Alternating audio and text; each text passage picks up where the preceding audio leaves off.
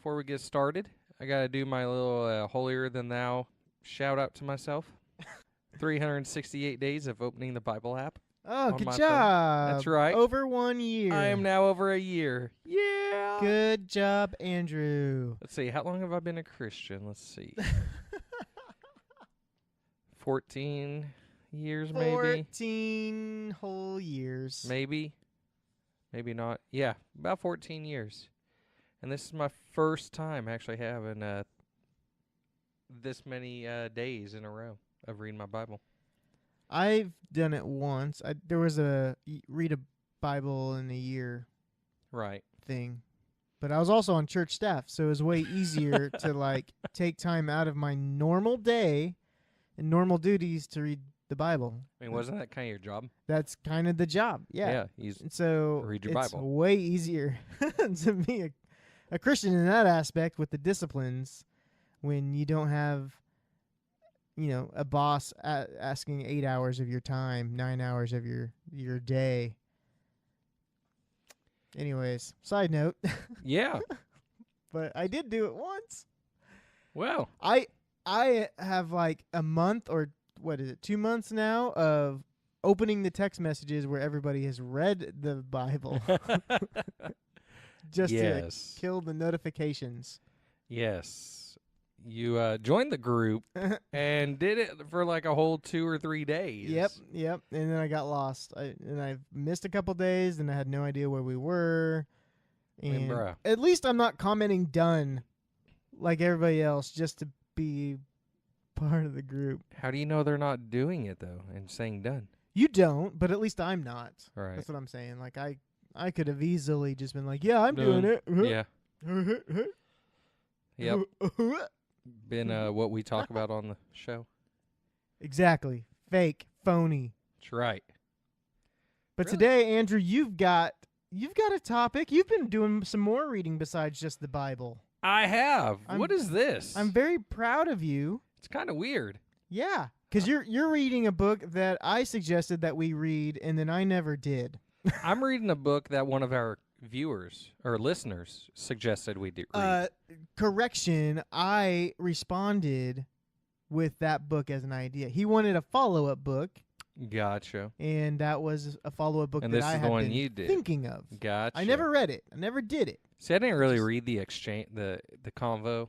I saw the book. I was like, let me look into that. And I read the So just excerpt. now from you're it. discounting the idea. And I was like, it's my idea. Well, it sounds like a good book.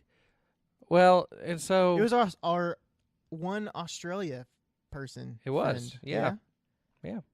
One of these days, man, I'll come out. So I'm not Not even. really. I'm I'm maybe poor. a quarter of the way through the book, so this isn't gonna be a huge in-depth talk about the book. But there were I'm even highlighting in the book, bro. I don't ever do that. What in the world? I have too much time on my hands now that I'm starting to read. Too much time on my hands. So the first thing I highlighted, before you even start reading the book, it had a quote. And I like the quote because it's kind of what we talked about in our first book, chapter 8 or 9, when it was talking about the industrialization of church. Okay. And it said, in the beginning, the church was a fellowship of men and women centering on the living Christ, which is what church should be. Then the church moved to Greece, where it became a philosophy. Then it moved to Rome, where it became an institution. Next, it moved to Europe, where it became a culture. And finally, it moved to America, where it became an enterprise. Bum, bum, bum. Richard Halverson said that. Yeah, I'm in a Facebook group with him. Ooh, is that the Masterminds? No. Oh. Different Facebook group. I'm really invested into this podcast, Andrew. You're in a lot of groups. I'm in a little Christian podcast mastermind, so if you're interested in getting into podcasting and also a Christian, you might get a part of that Facebook group. They just give advice to people and such, and we do that every other Tuesday, and we also promote our shows to each other, and that's where we found that's where I found the Copelands and Rod Decker. What was his name? Dang it! I think you had I don't know though. I know Steckers, and that's why I'm. Yeah, I think it was I'm Decker. just- yeah. Anyways, I think he's moving to Colorado now, because I'm Facebook stalker. All right, Great so at it. I never actually said the name of the book. It's called UnChurching, Christianity Without Churchianity by Richard Jacobson. You can find this book on Amazon. It's like $10, right? It's not very much. I don't know. I have Amazon, the whole, pay, I don't know, $8 a month or something like that, and you get unlimited books. Oh, gotcha. Or maybe it's yearly. I don't know.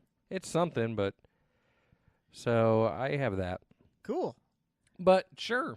Yeah, what you said. So what are some things that have stood out to you as far as, we went through pagan Christianity with Frank Viola. Right. That's how we initially started this podcast, That was is. going through that book as kind of a study together. And then we decided from after that to maybe take a break on complaining about stuff that the church does. And Or doesn't do. just have fun together as best friends typically do, and then make more friends. All right, Dusty, you're rambling, so I'm going to move on. So, Okay. you saw on our Facebook, I posted the other day when you actually found out I was reading the book. Yeah, you're getting super involved, and it's kind of scary. I am. Because right now, you're actually going to edit this podcast because I'm going to be out of town. Right. And I would normally be like you and be like, I'm going to say some outrageous things and make some outrageous noises because you're going to have to edit it out. And I would do that, but you wouldn't edit it out. And so now I would leave you in there. I'm extra careful. That's right. I would leave you in there. You will allow me to look stupid. Just like you left something in last week's that I didn't want you to. You didn't say not to. I did before the podcast. But you still said it on the podcast. I did, but expecting you to cut it out. Oh, but it's all God. good. Oh, God. I'll leave that one. So I asked, do you, so if any of you follow us on Facebook, if not, why not follow us on Facebook? Hashtag why not? Hashtag why not? Russell Westbrook. That was, that you actually haven't even episode that or edited that episode, the hashtag episode. Oh, no, I haven't. So come on, Rick. Give that to me. Hashtag why not? Wrong verbiage, brother. I asked, do you believe in miracles? And everybody that responded said yes, they do. They've seen them. They've experienced them firsthand. I never gave my response. Dusty, you never gave your response. Yes. So let me give you a second. Explain, do you? Oh, you want my response? Yeah. Well, okay, so here's... yes, I believe in miracles, for sure.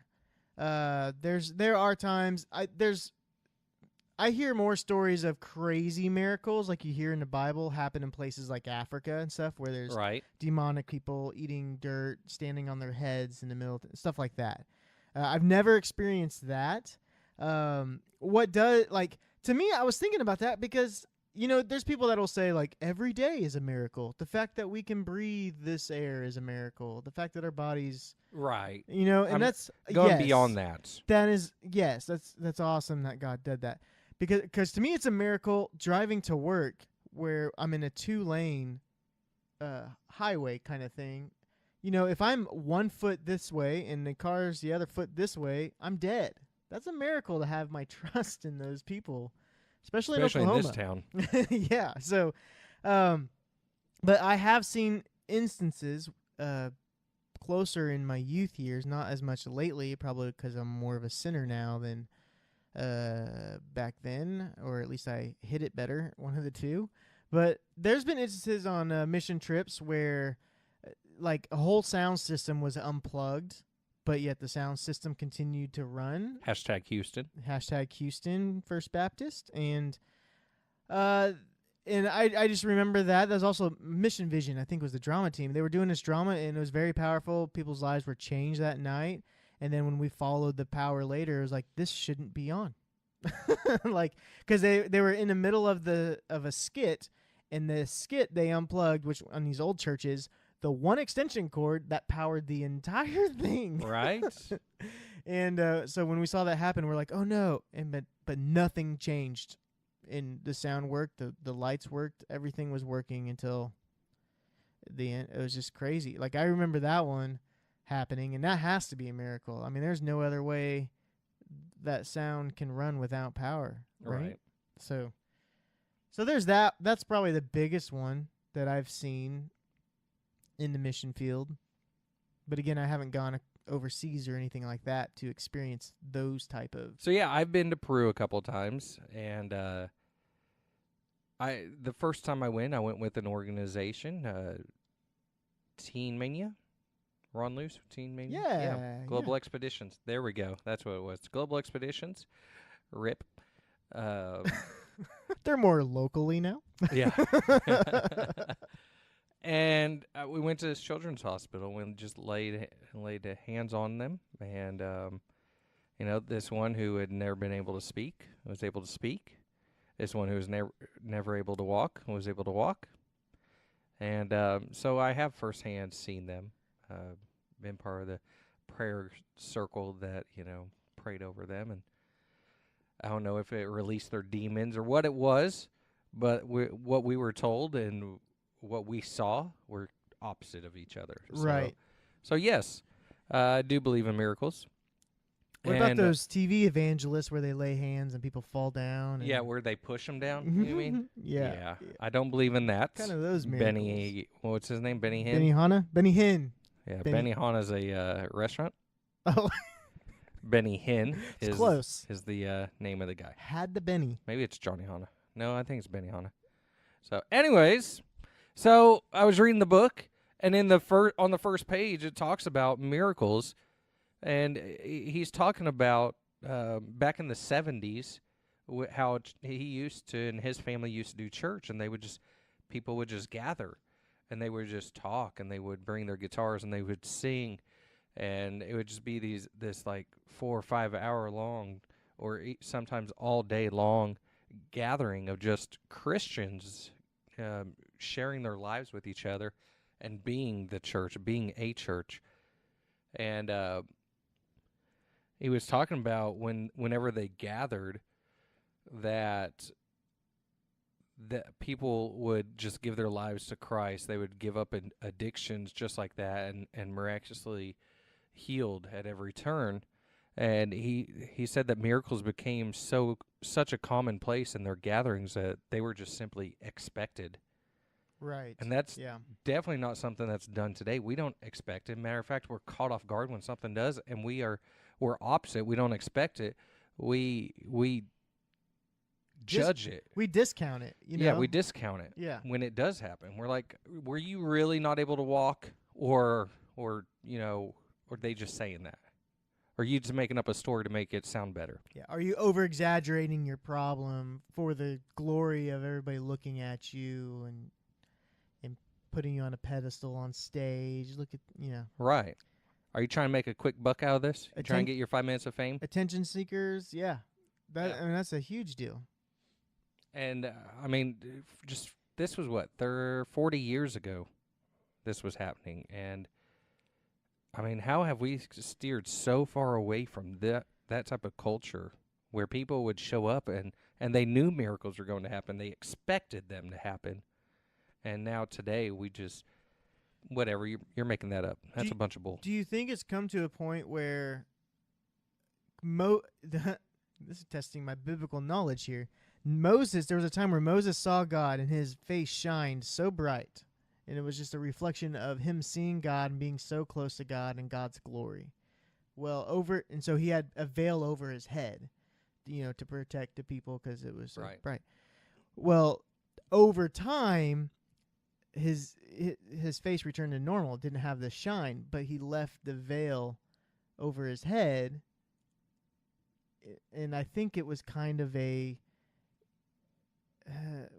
what would it be? Like he was ashamed maybe that the glory of God had faded away or something like that. And so he kept it over his head kind of as a, anyway. So do you think, kind of thinking on that process, that maybe because there's also the expectation of a pastor to be able to lead a gathering like that and have those miracles happen.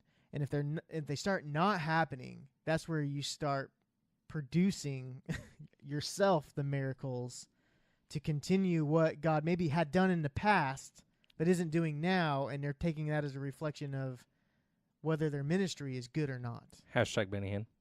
So another thing that he talked about after that was he didn't realize that churches were actually held in buildings because they would just meet on the beach or in a park, or they would meet somewhere. You mean in the 70s? Yeah, back in the 70s.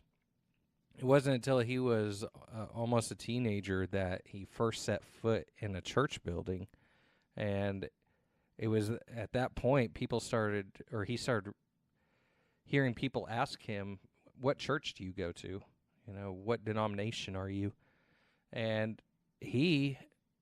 how he grew up and how he was raised, he didn't even know that church could be a separate thing that he could go to. It's just what he was. It's who his family was. And as far as he knew, church was just something you were, like a family. Like a community of believers. Right. Which kind of the definition. And so when people ask him, you know, what church did you go to, it's kind of like asking him, what family do you go to, or what family do you belong to? So it's like when people say, are you a Christian? And they're like, I'm a follower of Jesus Christ. Exactly. So, I mean, so much in just these first few pages that it just stood out to me, and because it just shows how far we've come as a quote-unquote church or institution or money-making organization, whatever it is. Do you think it's a white person problem? No. Well, okay, let me explain. Let me explain it. Well, I see where you're going with this. Let me explain it for the others who may not see. Do you think it's a white person problem? Because white people want church to be in and out. They're not like our sister church, New Beginnings. They're a black church, and they go to like 2:30, 3 o'clock. Like, you bring pizza and pop for the middle of the sermon. Little time to get fed and fed. You know what I mean? So, do you think it's just something with America culture? Really, is what it comes down to, where that kind of church of giving all day, especially for somebody like me, I value my time more than I value money, and so it's easier for me to tip a church 10%, you know, and them do the work, and I'm in and out in an hour, and I can still go to the lake, or I don't go to the lake, but I can still play Fortnite or go, you know what I mean? Like, I can do my normal life stuff, and it's only an hour out of the week. And I mean, our church is more active than I'd say a lot of churches in the area. 99%, I'd say. But you know what I mean? So I don't know. Like, I feel like America culture wouldn't accept that kind of church anymore. And that's where I think we lose a lot. And I say this knowing we went through pagan Christianity, and I've changed nothing about my life, even though my convictions are the same. Well, you do come to church less. So. All right. Touche. I'm crying over here. That's so funny. So, let me explain to you why I don't think it is a white person problem or white church issue. Because the same people who go to the black churches or go to the white churches or go to the Korean churches, that next Monday, they haven't changed one bit. They are not who they were on Monday that they were on Sunday. So it is not a white person problem, a black person problem, a Korean problem. It is a Christianity problem. It is our heart problem. So that is why I don't agree with what you said. And I know it may not be what you believe. It's just a theory you put out there. Yes. Well, I mean, I kind of do believe it. I mean, I think American culture in general has affected Christianity. Let's look back in the 1400s, 1500s, when Catholics and Christians were killing each other just because of their religion, just because of their belief in how they believed in God. So, no, it's not an American issue. Again, it's a heart issue, because this was before the commercialization of church. This Correct. is when, before they went, well, Catholics did go to a priest and did go, but Christians were meeting at houses in fields, in the forest, in the woods, wherever they could, just so they wouldn't get persecuted because of the Catholic belief. So again, I don't believe it's a white person, black person, Korean person, Hispanic person, whatever. You don't believe it's a culture problem. Right. You think it's It's a heart issue. Heart problem. Right. It is, what you've been taught, what your family was taught, what your ancestors were taught. I mean, and that it just gets passed down, and people don't want to change. Yeah, especially me.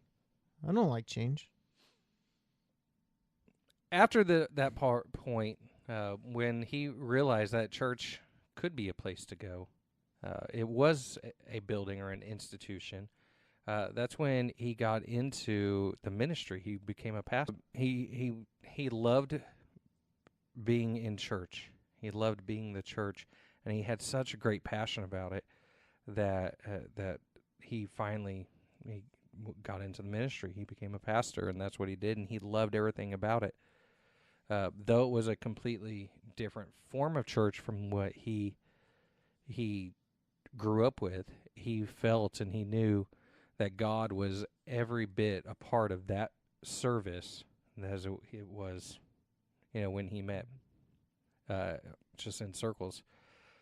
So, but then as he stayed in it, he started seeing the inner workings and the back room of it all, and kind of like you and I have seen, and it turned him off. Yeah, it just gets old, man. It's just like the backbiting, the back talking, the back. Yeah, the I'm better than you who na boo boo stuff. I have 368 days of straight Bible reading, and I have to.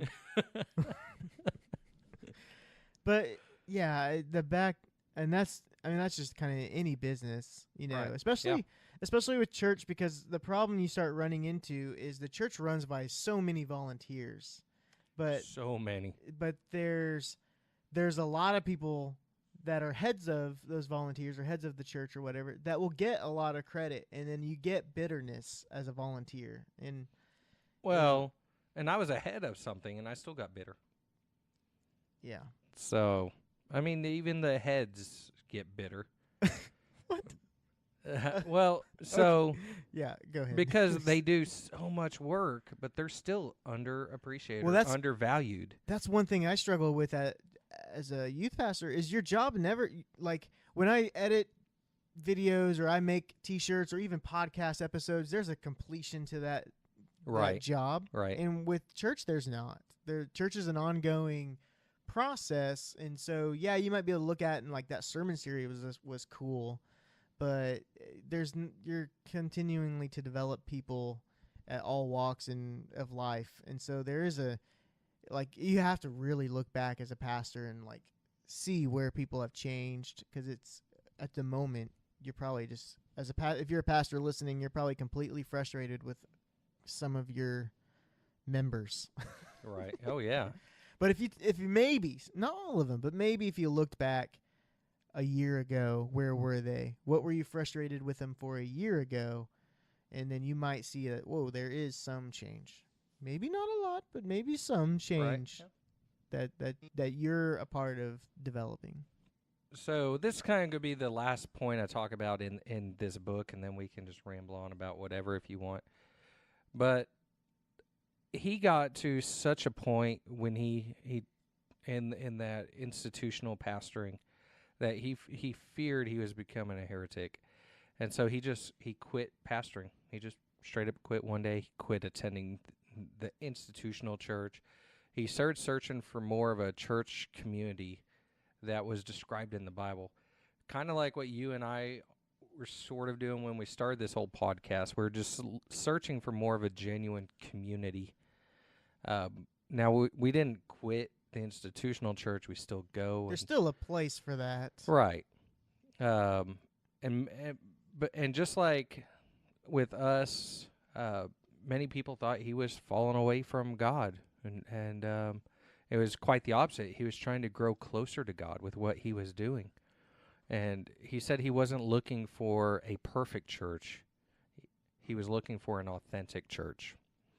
And that's really what I want, is more of an authentic church. And I feel our church tries to do that. I mean, with with the relationships formed and with the programs that they have to form relationships. But I don't know if it's hitting that mark. Well, it's hard to It with is. 1 hour a week, and if you go to house church 3 hours a week, it's a hard dynamic to hit. Right. I mean, you have to be intentional about it, and you have to go and seek it and search it. And that's where I struggle with is I am not intentional about a lot of things, not just church. There's a lot of Right. things that I want to do, but I have no motivation of doing it. Yeah, I want to get in shape. That's not happening. Yeah, how's that working out for you? Well, I'm still sitting at You 12 buy pounds down. my Well, 10 bigger pounds right pants? Those bigger pants? now. Nope, these are stretchy pants. These are sweats as you look over here. So, so that's just the first, not even chapter, first half chapter of the book.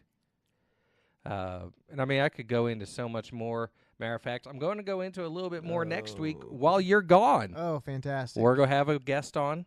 It's actually just going to be me this time. Dusty's done a couple episodes of just himself, or himself and a guest. I've never done it by myself because I have insecurities. Well, you've had guest without. Yes. Yeah, I have to have somebody. And so that I will have a guest. I was just going to talk to myself the whole. Who is your guest? I don't know. You'll have to Okay. wait and find out. It's not somebody else that you're trying to be better friends with than I am. Well. Oh, crap. No. Definitely not. Matter of fact, we're kind of going to have a face off. Okay. So All right. we'll see how this goes. And I don't know. Well, it may be good. It may not be good. Well, really, it depends on how I edit it. Yeah, you can make it sound like you want to.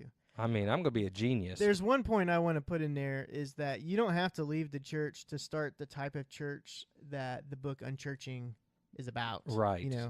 Like I've thought of doing this for a couple years now, and But I've again, never had no motivation. no motivation. I have worship leader friends, and I would Right. like to get together once a month and just come over to my house or whatever and just Sing Kumbaya sing Kumbaya. and s'mores. And it not be on a stage, it just be us, and Yeah. there could be other people here. It doesn't have to be just the musicians. But I mean, bro, we did that in youth. yeah, we used to do that when we were young. And that's what. Yeah. There's a lot of things we used to do as youth, and those are the parts of my life where I felt like I was the closest to God. Oh, yeah. And then I don't do those things, and I find out why is God not listening to me? And Right. well, maybe because I'm not doing those things. I used to also run when I was in youth. Can't do that either. From the cops. It's funny because it's true. Touche. So yeah, I'm excited next week, Andrew. Continue this talk on UnChurching, and I don't know. I feel like maybe people should get the book, read it. It's I on feel Amazon. somebody should. Don't look at me. Oh, I'm not. I'm pointing at you. You guys can't see this, but I am pointing at Dusty, telling him to get the book UnChurching. You can't even say it. I'm a part of the Facebook group. That means I know more. So, you know how you're part of all these, podcast Facebook groups? Yeah. Yeah, that's how I am with my work. Pretty popular. I'm involved in a lot of real estate Facebook groups. Oh, you trying to be better than me right now? Only in my occupation. I got real estate groups too. What do you do? Their They're shirts? really cool. This is a Saturday Night Live skit. Sorry. So something I don't watch, which I don't get the reference. Why? Yeah. Why you're closer to God than I am? Is that what you're saying? Pretty Is much. that what you're saying, Holier than Andrew? thou. Holier. Than thou. Thanks for tuning in, guys. Take it easy, guys. We'll see you. Andrew will see you next week. You probably won't even listen to his episode now that you know it's coming out. It's cool. I understand. You don't have to. But Hey, it might be good. Just know, I won't be wearing those pink. Headphones. Headphones. And you won't be by yourself. So It's your true. special guest might be who You don't know. saves you. I might do another podcast just by myself. I may do 2 podcasts next week. Go power to you, bro. I'm going to have the equipment at I'm my house again. So more excited that you're going to edit it than anything else in the world. Hey, you took the editing from me, so I know. I 'cause was I editing. was trying to make myself sound smarter. Yeah. How'd that work out? It didn't. And now you got to edit. I didn't say the smart things after I said the dumb things. I just said smart or dumb things all the time. It never corrected And myself. you just thought it was me editing you, dumb. No. No. All right. All right, Now take it we easy, guys. Really, we'll see you next week.